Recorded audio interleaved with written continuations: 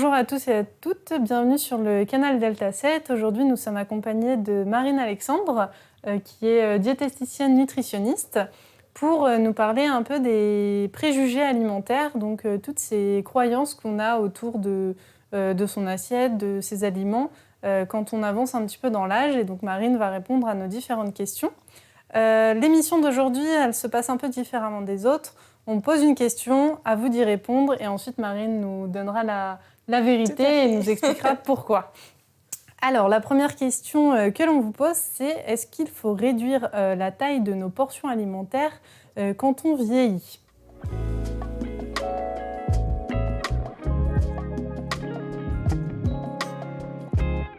Donc la réponse est faux.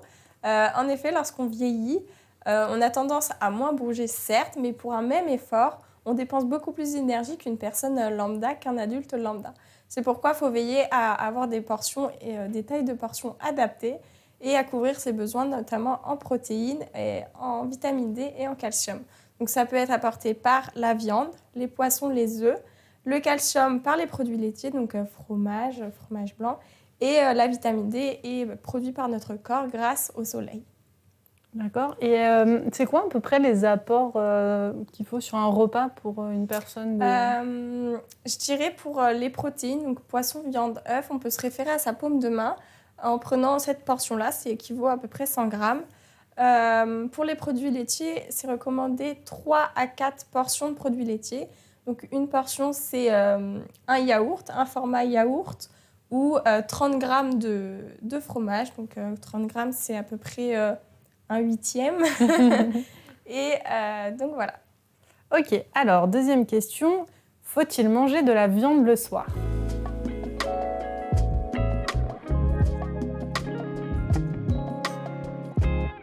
C'est vrai.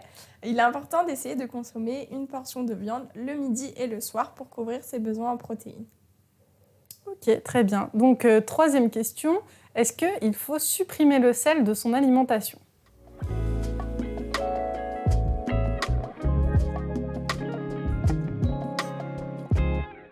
La réponse est faux. Si vous n'avez pas de problème d'hypertension, il n'est pas nécessaire de retirer le sel de son alimentation. Le sel est un exhausteur de saveurs. Donc quand on en consomme, on a tendance à plus ressentir les saveurs. Si on l'enlève complètement de l'alimentation, on aura tendance à moins avoir envie de manger et ce n'est pas vraiment ce qu'il faut lorsqu'on vieillit. Oui, en plus, on dit souvent que le sel est un exhausteur de goût. Exactement. Et donc, c'est important d'en mettre un petit peu. Il faut en mettre un petit peu, mais en consommer en quantité modérée. Ok. Alors, quatrième question, faut-il supprimer les œufs de son alimentation pour réduire le cholestérol ?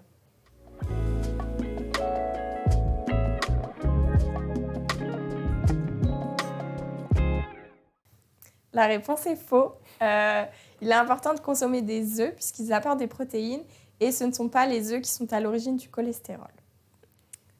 Ok, très bien. Alors, cinquième question. Si on bouge moins, est-ce que nos besoins en eau sont aussi réduits ?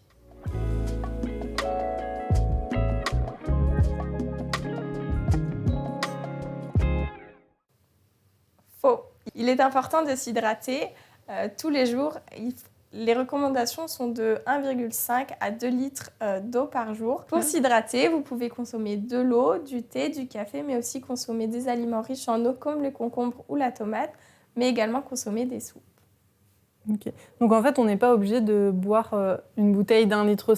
C'est souvent, on se dit, comme repère, je vais boire toute la bouteille cette journée.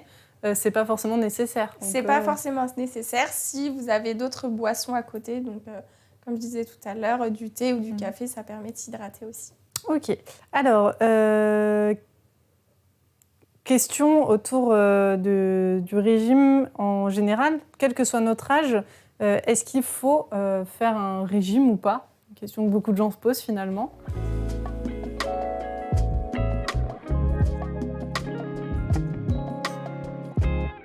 La réponse est non. Il ne faut pas faire un régime, il faut équilibrer son alimentation et c'est de cette manière qu'on va atteindre un poids de forme naturellement.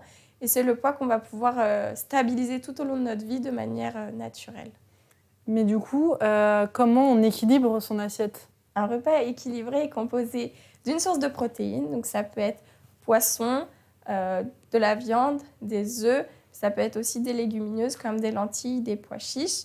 Il faut également une source de féculents. Donc les féculents, ça peut être des pâtes, du riz, du pain, de la semoule.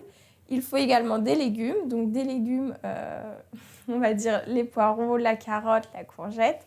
Des légumes de saison de préférence. Et en dessert, un produit laitier. Donc ça peut être du fromage ou un yaourt ou du fromage blanc. Et un fruit, une portion de fruits. Donc ça peut être une pomme, de clémentine, de kiwi ou encore une portion de compote de pommes. Ok, merci Marine. Question suivante. A-t-on le droit de manger du fromage ?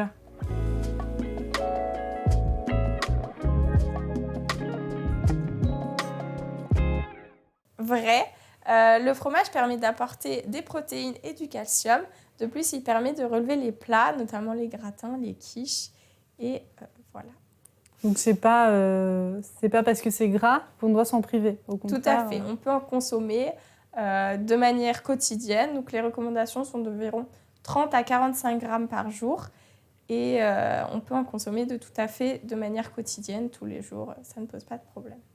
Ok, alors avant-dernière question. Chez les seniors, on dit souvent un dîner léger et au lit. Est-ce que c'est vrai ou est-ce que c'est faux ?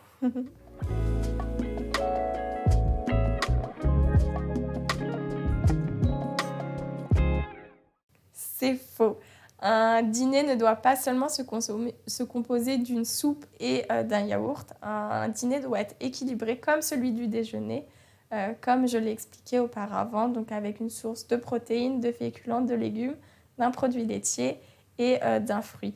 Si votre appétit est minime, il est possible de décaler le dessert, donc le produit laitier et le fruit, à un moment un peu plus tard dans la soirée. Donc par exemple vers 22h, c'est tout à fait possible. Okay. Et du coup, sur la journée, combien on doit avoir de repas ? 3, 4 ? Est-ce qu'il faut des collations ou pas ? Alors là, ça dépend vraiment des personnes. En général, on dit qu'il y a 3 repas principaux, donc le petit déjeuner, le déjeuner et le dîner.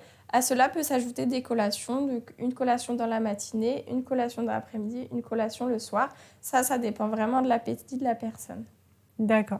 Alors, dernière question. Quand on parle goûter, est-ce que les seniors ont le droit, eux aussi, de prendre un goûter ? Vrai ou faux ? À vous de nous répondre.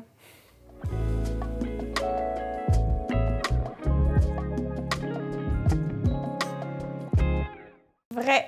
Les seniors ont tout à fait le droit de prendre un goûter. Donc, si votre appétit ne permet pas de prendre un dessert lors du déjeuner, vous pouvez tout à fait décaler votre dessert dans l'après-midi pour faire un goûter. Un goûter équilibré, généralement composé d'un produit céréalier. Donc, ça peut être des barres de céréales ou des céréales pas trop sucrées, d'un produit laitier. Donc, si vous le digérez, le lait ou un yaourt et d'un fruit. Eh bien, merci beaucoup Marine de nous avoir accompagnés sur cette émission. Si vous avez besoin d'informations complémentaires ou si vous souhaitez apprendre à vraiment équilibrer votre assiette, vous pouvez vous renseigner auprès de la Prévention Retraite Île-de-France qui propose un atelier bien dans son assiette. Donc, c'est un atelier sur plusieurs séances où on parle justement, on discute de tous ces apports, toutes ces protéines, glucides, fibres qu'il faut avoir dans son assiette et qui se termine souvent par un moment convivial. Si vous avez des questions, vous pouvez bien sûr nous envoyer un mail sur formation.tablette@delta7.org et on se retrouve très bientôt pour la prochaine émission sur le canal Delta 7.